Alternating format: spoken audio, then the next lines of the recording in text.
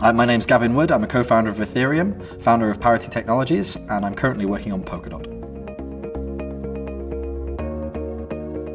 So Polkadot's meant to be a means of facilitating blockchain experimentation and bringing innovation closer to production. So it's really a platform for helping deliver new ideas of blockchain into the world as fast as possible. The main components of Polkadot that allow it are, firstly, it's a heterogeneous multi-chain system. So heterogeneous in that the state transition functions, so the nature of the blockchains themselves, what they store, how they store it, what transactions can encode, how they're executed.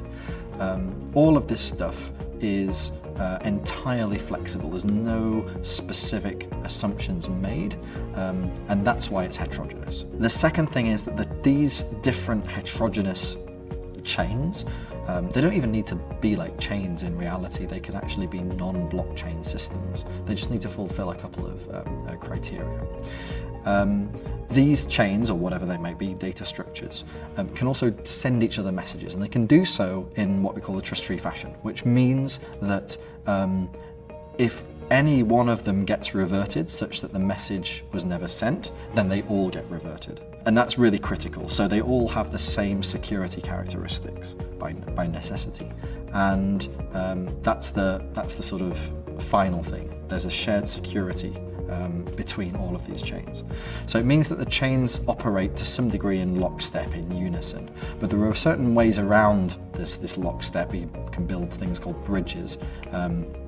And we can have privately or sort of independently maintained chains where actually it's only a stub that is maintained in lockstep, and the rest of the chain sort of goes on and does its own thing, and just every now and again there's the stub thing that's in sync with Polkadot and the chain, which is independent, they kind of sync up. I always like EdCon. I think that these community-oriented, community-organized conferences tend to have a little bit more technical chops than the more sort of centralized, organized conferences, which tend to be a bit more glitzy and glamorous. Just looking at the conversation around Ethereum, there's plenty of sensible voices that are calling for, strict processes to be followed in order to do irregular state transitions and protocol upgrades.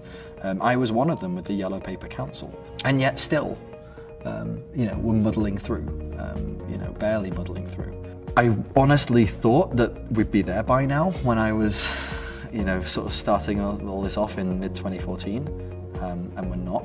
Partially that's because the ecosystem is robust. People are going off in their own direction, they're doing their own experiments, and that's a good thing. And partly I think because there's it being decentralized, there is not necessarily always that leadership there that's driving things in a particularly coherent direction. And that's maybe a bit less fortunate, but I think it will happen. And I think 5 years' time is not an unreasonable estimate.